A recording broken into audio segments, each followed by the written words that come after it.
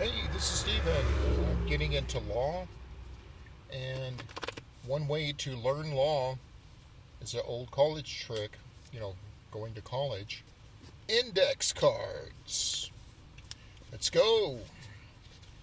The plaintiff must demonstrate that the government, local, state, federal, was responsible for the violation rather than the private sector. Who must demonstrate.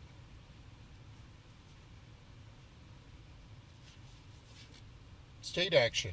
State action requirement. Gotta memorize that one. Some of the things that can be raised when answering a lawsuit, like estoppel, laches, duress, necessity, self defense, accord and satisfaction, statute of limitation, res judicata, entrapment, unclean hands, act of God, emergency, comparative negligence. I've seen a guy in traffic court. He tried the act of God defense, and it didn't work. The judge wasn't going for it. Like the sun was in his eyes. Okay, I'm going to say this one is some of the things that can be raised when answering a lawsuit. I'm going to say affirmative defenses. Yep, affirmative defenses. I was right. What is a wrongful injury to a person's person or person's property? It's a civil case action. That's going to be a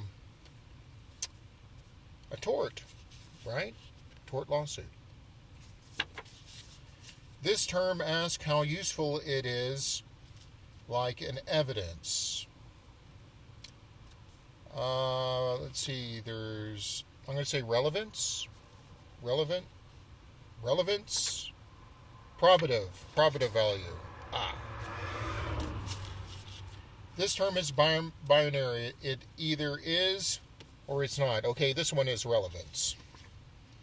Relative. I was close. Relative evidence.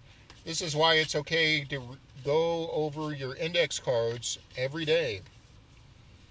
Every day, spend an hour or spend 30 minutes going over legal terms. To learn legal terms, it's not only good if you're going to be like a pro se litigant, represent yourself, which people advise against, but it's good if you hire a lawyer or attorney and you kind of know your law stuff, so you know if the lawyer is doing everything they're supposed to be doing. Let's do one more. What are unlawful acts punishable by the state? That's going to be criminal statutes. It's going to be a crime. And that's what should be happening in my case. If the government doesn't like my free speech, they think it's non-protective speech. Instead of covert harassment, they need to let a judge and a jury decide if I need to be punished, instead of skirting around the Constitution and harassing people. The claim being presented to a court has merit when taken at face value, sufficient or adequate evidence to support the claim. The claim being presented at court has merit when taken at face value. I'm going to say something evidence. What is it? It's prima facie. It's one of those Latin words. Prima facie value. So, when taken at face value, sufficient and adequate evidence is the word, a claim. I guess an example of that is like these police brutality cases caught on film. It's hard to dispute what happened.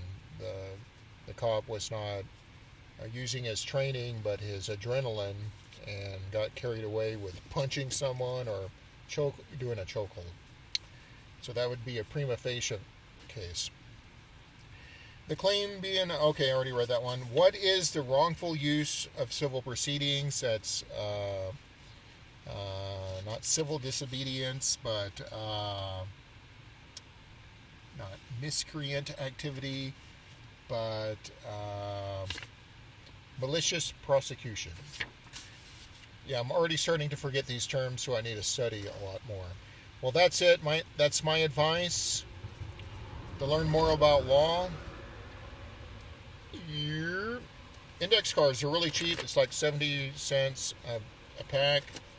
And you do all your legal research and criminal, civil proceedings, civil lawsuits, and you're going to learn more about law. Evidence not observable itself, but certain facts are observable that lead us to truth that something did happen. That is circumstantial evidence. The evidence I gathered, like these audible clicks I hear, and then I feel it, instead of direct evidence, that may be considered circumstantial. I'm not sure. They're using these high band frequencies, millimeter wave, and there just isn't a lot of affordable options for the consumer purchasing EMF meters. So that's my advice. Use these index cards to study law.